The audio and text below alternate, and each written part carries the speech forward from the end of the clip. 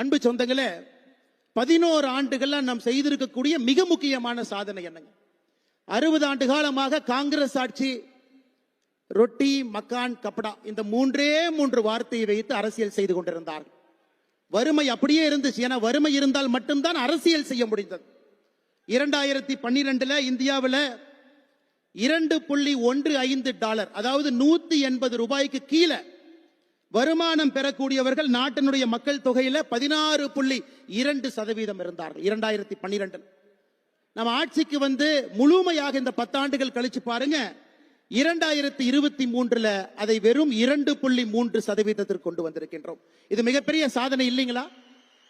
10% நெட்டா 150 ரூபாய்க்கு கீழே வருமானம் இருக்கக்கூடியவர்களை எக்ஸ்ட்ரீம் பாவர்ட்டியிலிருந்து அதிகப்படியான வறுமையிலிருந்து மேலே கொண்டு வந்திருக்கின்றோம். மிகப்பெரிய சாதனைகள். 11 ஆண்டுகள் நம்முடைய ஆட்சி மக்களுக்கு சொல்லி இருக்கின்றோம். இது சாதாரணமான ஆட்சி இல்லைங்க. உலக வங்கியினுடைய ஆய்வறிக்கை சொல்லுது, ஏப்ரல் 2025 உலகத்துல மிக வேகமாக வறுமையை கடந்த 10 ஆண்டுகள்ல ஒழித்த முதல் நாடாக இருப்பது நம்முடைய பாரத நாடு. அதற்கான தலைவர் பாரத பிரதமர் நரேந்திர மோடி அவர். அதுவும் சாதாரணமா இல்லைங்க. யோசிச்சு பாருங்க, நம்முடைய பிரதம மந்திரியினுடைய ஆவாஸ் யோஜனா, வீடு கட்டி கொடுக்கக்கூடிய திட்டமாக இருக்கட்டும், உஜ்வல யோஜனா திட்டமாக இருக்கட்டும், ஜன்தன் யோஜனா திட்டமாக இருக்கட்டும், ஆயுஷ்மான் பாரத் இருக்கு, எல்லா திட்டத்தையும் ஒரே வீட்டிற்கு கொண்டு வந்திருக்கின்றோம். அன்பு சொந்தங்களே, இன்னைக்கு தமிழ்நாட்டில் பார்க்கும் பொழுது மக்கள் நிம்மதியா இருக்கிறாங்களான்னு கேட்டீங்கன்னா நிம்மதியாக கிடையாது. காரணம் என்னன்னா, பெண்களுக்கு பாதுகாப்பு இல்லாத சார்கள் உலவி கொண்டிருக்கும் பொழுது எப்படி பெண்களுக்கு நிம்மதி இருக்கும்? மக்களுடைய பணத்தை கொள்ளையடித்து சினிமா படம் தயாரிக்கக்கூடிய தம்பிகள் உலவி கொண்டிருக்கும் பொழுது எப்படி மக்களுக்கு நிம்மதி இருக்கும்? மத்திய அரசின் மீது திட்டத்தின் மீதெல்லாம் ஸ்டிக்கர் ஒட்டி எந்த வேலையும் செய்யாமல் 4 ஆண்டு காலம் திராவிட முன்னேற்ற கழகத்தினுடைய ஆட்சி காலத்தை கடத்தி இருக்கின்றார்கள். எப்படி மக்களுக்கு நிம்மதி இருக்கும்? ஒரு சமுதாயத்தை சார்ந்த, ஒரு மதத்தை சார்ந்த மக்களை மட்டும் தொடர்ந்து கொச்சைப்படுத்துவதே முழுநேர வேலையாக திராவிட முன்னேற்ற கழகத்தினுடைய அரசு வைத்திருக்கின்றார்கள். எப்படி மக்களுக்கு நிம்மதி இருக்கும்?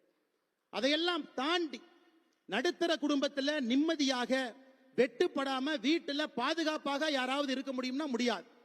கொங்கு பகுதிக்கு வந்தீங்கன்னா முதியோர்களை குறிவைத்துக் கொள்ளுகின்றார். தென் பகுதிக்கு போனீங்கன்னா சாதி வன்முறையில கொள்றாங்க.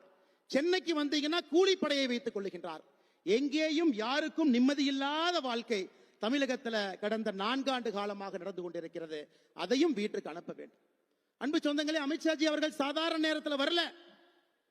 ஒரே நாடு ஒரே கொடி என்று இருக்க வேண்டிய இடத்துல ஒரே நாட்டில் 2 சட்டங்கள் 2 கொடி இருந்ததை ஒழித்துவிட்டு 2019 ஆர்டிகல் 370 கொண்டு விட்டு அதன் மூலமாக கடந்த 5 ஆண்டுகள்ல காஷ்மீர் நிம்மதியை பார்க்கணும். அது மட்டுமில்லை அருமை சொந்தங்களே, வடகிழக்கு பாருங்க. வடகிழக்கில் எவ்வளவு அச்சுறுத்தல், எவ்வளவு பாதுகாப்பு பிரச்சனைகள். இன்னைக்கு அந்த மக்கள், அங்க இருக்கக்கூடிய மனிதர்கள் எல்லாம் அகிம்சை முறையில தன்னுடைய துப்பாக்கியை விட்டு விட்டு அறவழியில ஜனநாயகத்தின் பக்கம் வந்து கொண்டிருக்கின்றார்கள். இவர் செய்திருக்கக்கூடிய 2வது பெரிய சாதனை. 3வது மிகப்பெரிய சாதனையை நடத்தி காட்டிக் கொண்டிருக்கின்றார். இவர் உள்துறை அமைச்சராக பொறுப்பேற்ற பொழுது இந்தியாவிலே நக்சல் பிடித்த மாவட்டங்கள் 38, காட்மண்டுவில் ஆரம்பித்து திருப்பதி வரை நக்சல் இருந்தார். ஒரு சூழலை அடைத்தார். 2026 மார்ச் மாதம் முடியும் பொழுது நக்சல் முக்த் பாரத், பாரதத்திலே நக்சலிசம் இல்லாத ஒரு நாட்டை உருவாக்கி காட்டுவேன் என்று கடைசியாக இந்த நக்சல் ஒரே ஒரு மலையில கரிகட்டா பகுதியில் பதுங்கி இருக்கின்றார்கள். அதையும் ஒழித்து கட்ட போகின்றார்கள். இன்னைக்கு அமித்ஷாஜி அவர்கள் இங்கே வந்திருப்பது 2026 ஆட்சி மாற்றம் ஏற்படப்பட வேண்டும்.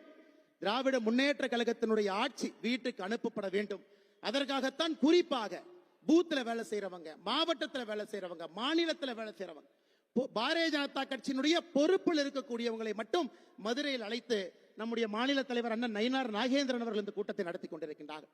அன்பு சொந்தங்களே, ஒரு சங்கல்பத்தோடு செல்லுவோம். 2026 நம்முடைய ஒற்றை இலக்கு திராவிட முன்னேற்ற கழகத்தை வீட்டுக்கு அனுப்புவது மட்டும்தான் ஒற்றை இலக்கு. வேறு எதுவும் நமக்கு இலக்காக இருக்கக்கூடாது என்று சொல்லி வந்திருக்கக்கூடிய எல்லோருக்கும் நன்றி தெரிவித்து, மேடையில் இருக்கக்கூடிய தலைவர்களுக்கும் என்னுடைய வாழ்த்துக்களை தெரிவித்து உரையை முடித்துக் கொள்கின்றேன். நன்றி, வணக்கம். பாரத் மாதா கி.